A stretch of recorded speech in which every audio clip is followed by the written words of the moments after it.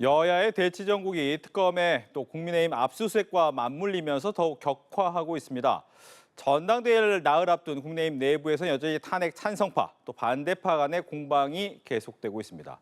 오늘 초대석에서는 곽규택 국민의힘 수석 대변인을 모시고 제1야당의 여러 대응 방안들에 대해서 이야기 나눠보겠습니다. 안녕하십니까? 예, 반갑습니다. 네. 전당대회가 4일밖에 남지 않은 상황에서 조금 전 압수수색 시도 얘기가 또 들려왔습니다. 예. 수석 대변인으로서 현재 상황 좀 어떻게 보고 계신지. 지금 그 김건희 특검에서 지난주에 이어서 이번 주에 지금 2차 압수수색 집행을 위해서 이제 국회로 왔는데요.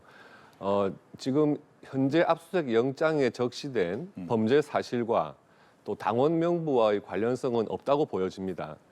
특히 당원 명부 같은 경우에는 정당의 가장 핵심적인 자산인데 네. 그 부분에 대해서 500만 명에 이르는 당원들의 어떤 개인 정보까지 가지고 가겠다 하는 것은 그 수사의 목적이나 또 범죄 사실과의 관련성에 비춰서 정말 야당 탄압이 아닌가 하는 생각이 들 정도로 좀 광범위한 것으로 보여지고요.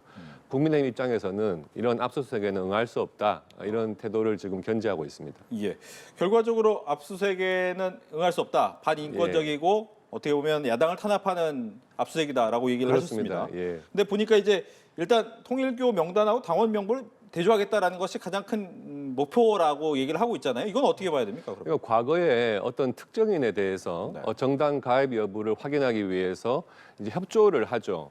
그 경우에도 영장이 있어야 됩니다. 영장이 있는 상황에서 국민의힘의 협조하에 어떤 특정인의 당원 가입 여부라든지 이런 부분을 확인을 하는데 이번에는 범죄 사실과 관련이 없는 아주 다수의 많은 사람의 명단을 가지고 그것을 전제로 해서 국민의힘 500만 당원과 대조를 하겠다는 거거든요. 네. 결국에는 전체 당원들의 데이터, 개인 정보까지 포함해서 그런 부분들이 다 특검의 손에 넘어가는 상황이기 때문에 이런 상황은 전례도 없었고요. 네. 아무리 뭐 특검 수사가 중요하다 해도 또 당원들, 국민 전체 숫자의 거의 10분의 1에 해당합니다. 그런 분들의 민감한 개인 정보까지 제공할 수는 없다. 이런 입장입니다. 예. 지금 뭐 압수수색도 하고 있고 이 비상계엄 이후에 이제 전현직 의원들이 많이 이제 소환되고 있는 네. 상황입니다.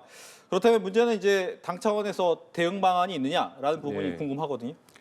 그러니까 사실 요즘 정치권 뉴스를 우리 국민들께서 잘 안 보신다고 그래요. 네. 너무 사실 여야 간의 대치가 심한 상황이고 또 다수를 점하고 있는 여당에서 야당을 어떤 타협과 협치의 대상으로 보지 않고 심지어는 야당을 말살하겠다는 지금 발언까지 나오고 있는 상황이기 때문에 소수 야당인 국민의힘 입장으로서는 참 대응하기가 어려운 부분도 있습니다만은 그래도 지금 새롭게 출범한 이재명 정부에서 정말 어떤 입법이라든지 예산 부분에 있어서 국민의힘의 의견도 좀 듣고 이런 상황이 된다면 저희도 적극적으로 협조할 상황이겠습니다만은 기본적으로 야당을 어떤 정치나 타협의 대상으로 보지 않는다 하는 그런 자세가 바뀌지 않는 이상은 네. 이런 정국이 상당히 오래 가지 않을까 하는 그런 우려가 듭니다. 예.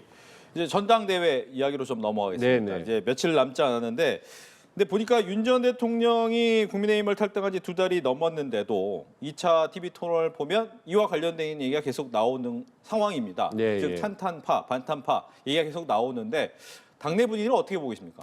현재 그 송원석 원내대표 겸 비대위원장은 여러 차례 윤석열 전 대통령은 국민의힘에 이제 없다 하는 입장을 밝혔죠. 그렇죠. 밝혔는데 전당대회라고 하는 특성상 어차피 같은 지지 기반의 같은 정치적 이념을 가진 정당 내에서의 새로운 당 대표를 이제 뽑는 절차거든요. 그렇다 보니까 어떤 야당과의 투쟁이라든지 또는 어떤 정책적인 대결이 이루어지기보다는 네. 당내 문제가 항상 또 쟁점이 될 수밖에 없습니다. 지금 비상계엄과 탄핵 정국 이후에 네. 처음으로 정식 당 대표를 선출하는 상황이기 때문에 그 동안의 과거의 그런 여러 가지 분쟁 요인들 이런 것들이 다시 전당대회에서 이슈가 되고 있는데요.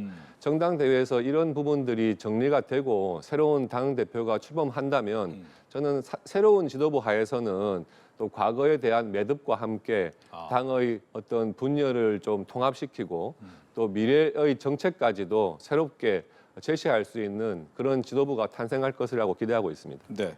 이제 지도부가 탄생한 이후에는 이제 새로운 국민의힘이 될 것이다라고 당연히 하시는데 당연히 그 그래야죠. 사이가 조금 힘들잖아요. 그렇습니다. 예. 문제는 이제 말씀하신 윤 전 대통령 문제도 있겠지만 한국사 강사 전한길 씨도 징계를 받았음에도 네, 불구하고 이 징계를 가지고도 손방망이다 뭐 이런 얘기도 나오니까 이건 예. 어떻게 봐야 돼요? 그 징계 부분은 사실 당 윤리위에서 독자적으로 결정을 합니다. 그러니까 당 지도부라든지 누구도 그 과정에 관여할 수는 없죠. 근데 윤리위에서 발표한 내용을 보니까 일단 전한길 씨 본인이 윤리위에 출석해서 본인의 잘못에 대해서 반성을 하고 향후에는 이런 일이 없도록 하겠다 하는 약속을 한 상태고요.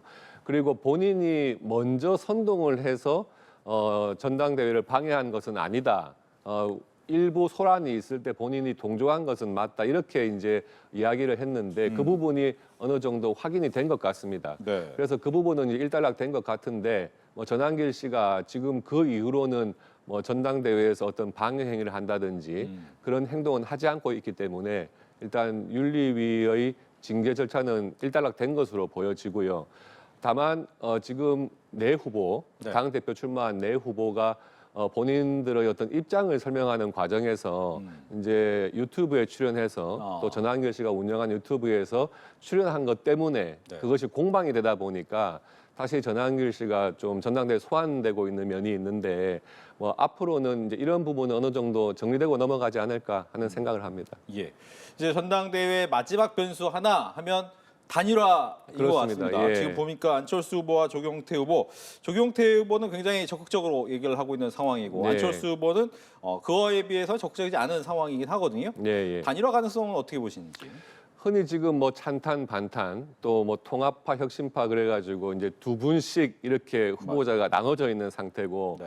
지금 여론조사 같은 객관적인 수치를 본다면은 아무래도 반탄파라고 하는 후보들께서 조금 지지도가 높기 때문에 상대방 후보인 안철수 후보나 조경태 후보께서 사실 단일화를 시도하는 것이 본인들 입장에서는 맞지 않나 하는 생각은 들어요. 그런데 지금 수요일과 목요일 여론조사를 거쳐가지고 금요일 날 결과가 나오는 상황이기 때문에 네.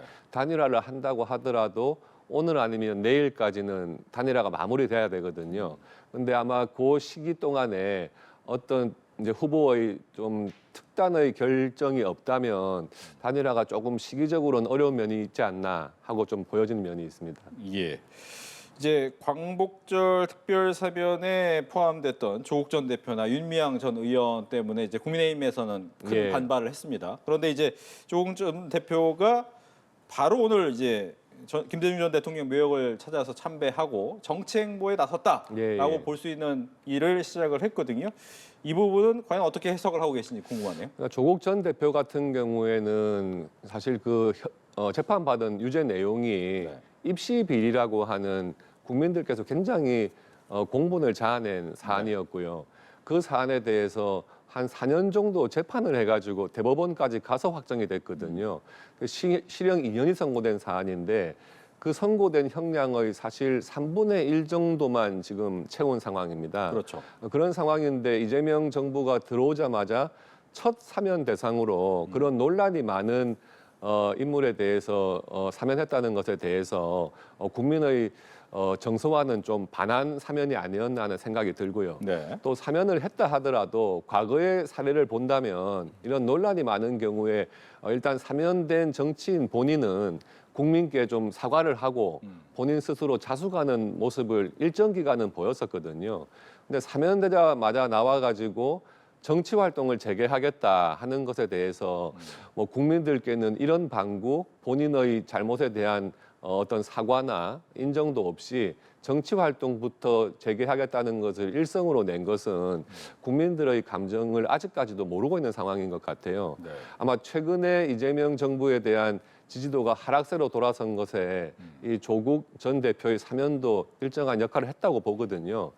그런데 조국 대표가 이렇게 나오면서 다음번 지방선거를 바로 언급한 것은 예. 좀 시기상으로도 적절치 않고 또 본인의 어떤 사면에 대한 의미를 너무 국민의 정서와는 동떨어진 해석을 하고 있다. 저는 이렇게 보고 있습니다. 예.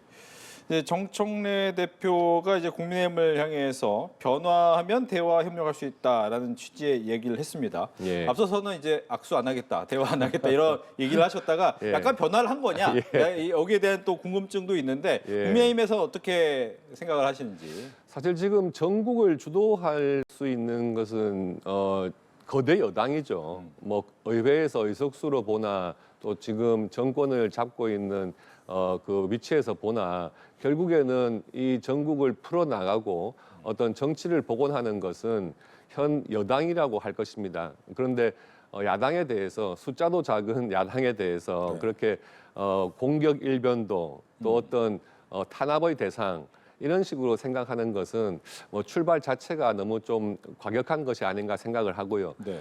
다만 이제 국민의힘 전당대회가 끝나고 새로운 지도부가 구성이 돼서 또 정기국회에 들어가는 국면에서는 여야 간에 뭐 작은 부분이라도 한번 대화를 시도하고 또 협치의 모습을 보이는 것이 국민들께 또 진정한 정치인으로서의 모습이 아닌가 생각을 합니다. 예. 마지막으로는 이제 지역구 얘기 하나 할게요. 아, 예, 이제 부산 서동을 지역구로 두고 계신데 아마 해수부 부산 이전이 부산 지역에서 가장 핫한 이슈가 되고 있습니다. 그렇습니다. 예, 예. 근데 이 부분에 대해서 국가 전략 법안으로 추진돼야 된다라는 주장. 이건 어떤 의미입니까? 사실 해수부의 부산 이전이 이번에 새롭게 나온 주장은 아니고요. 과거 부산 정치권에서는 좀 있어 왔던 주장이기도 합니다. 그런데 해수부의 그 직원들만 단순히 옮기는 그런 이전보다는 해수부와 관련된 산하기관 또 연구기관들이 같이 부산에 위치를 해서 네. 해양 수도라고 하는 그런 집적화된 어떤 여건을 만들어 주는 것이 해양수산부 이전의 진정한 취지라고 생각을 하거든요. 그런 부분에 있어서 지금 또 특별법도 발의를 해놓은 상태인데 정부 입장에서도 이번에 해양수산부를 옮기는 마당에 부산과 그 일대를 정말 우리나라 해양 수도로서 좀 키우겠다 하는 의지가 필요한 시점이라고 생각을 합니다. 알겠습니다. 이렇게 해서 곽규태 국민의힘 수석 대변인과 함께 이야기 나눠봤습니다. 오늘 얘기 잘 들었습니다. 예, 감사합니다.